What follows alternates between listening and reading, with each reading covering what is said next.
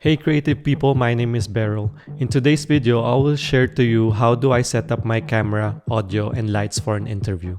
I was hired to film about this new building and the people who donated to it. It's a series of interviews and everything was smooth except for the last interview, which we did inside the new building. They're just thinking that it's very loud in here. Yeah, it is. I really nailed the visual here, but the background noise was our biggest problem. And he's then, of course, as a result of that, followed my career. Or maybe my biggest problem. I felt pressure at this moment, but I did stay calm and remind them that everything will be okay in post. I'll tell that story in a bit. Interviews and talking heads are easier than having live events or weddings because you have more control, meaning if you want to repeat it, you can.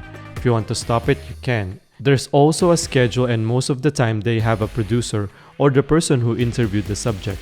So as the videographer of that day, I'm just monitoring my audio, lights, and camera. So here's how I set up this interview. First, I scout the location.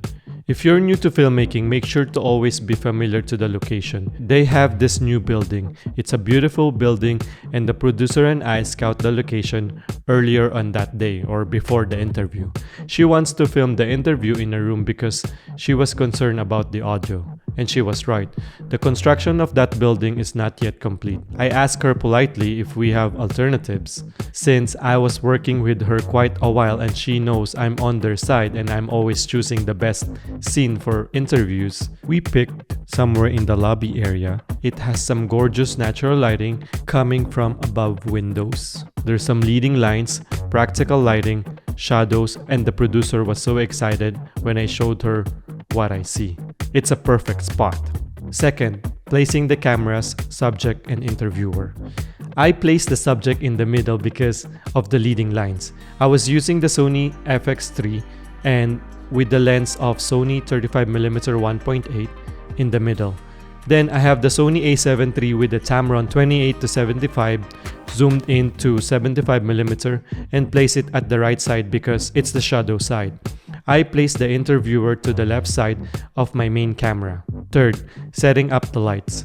I place my key light at the left side of the interviewer and place my hair light at the right side opposite to my key light. I did put a reflector near the subject to compensate for the dark shadow. The next one, setting up the audio. I set up my boom mic, it's the Sennheiser MK-E600 hooked to the Zoom F3. I used a lav mic for audio backup, but in my experience, I'm not really using it as much. It's just there just in case something happened to my boom mic. Now, things happen. While we're doing the interview, the construction gets louder and louder to the point that everyone is panicking. Well, Jim, I can only go by what it's done even before this kind of new. I told the producer to call the guy that we're talking earlier who is in charge in the construction and if we can stop the construction just for 10 minutes. I know it's a big ask, but he told us if we need anything, call him. And after a minute, it did stop. Now, there's still noise going on, but not that crazy that we've heard at the start of the interview. When I got in the post-production, I tried to fix it in post. And here's what I've come with. Inspired mainly by Matheson himself because of our long-standing relationship with the family. They little town of Gleason, and of course I didn't know Ron. He wasn't even born when I. Now I did just put some presets because this is how I edit my audio and I'm not an expert in cleaning the audio. I'm living in this principle of shoot for the edit, meaning I try to get everything right in the production so it will be easier in the editing. I knew I'll be needing help to clean this audio. I went to Fiverr and found this guy and paid him $100. Here's what I have with the original audio. And here's what the guy did for me.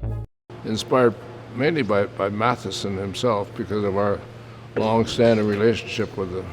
Inspired mainly by Matheson himself because of our long-standing relationship with the family. They little town of Gleason. He said that 32-bit float really helps and Zoom F3 saves the day. And adding music to it really hides the construction noise. But the numbers of people that have graduated from here have gone on to bigger things in a wide sense of business. So I can't tell you enough how proud I am of that and watch what people have done. It's not only good, it's one of the best. And this is as good as it gets.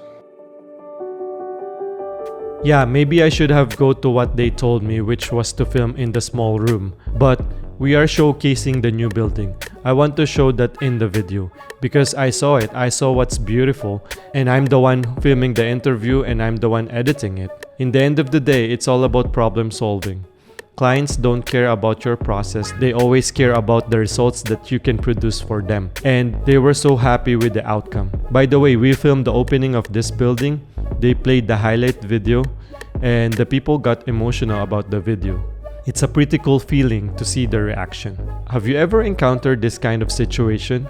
How did you handle it? Let me know in the comment section.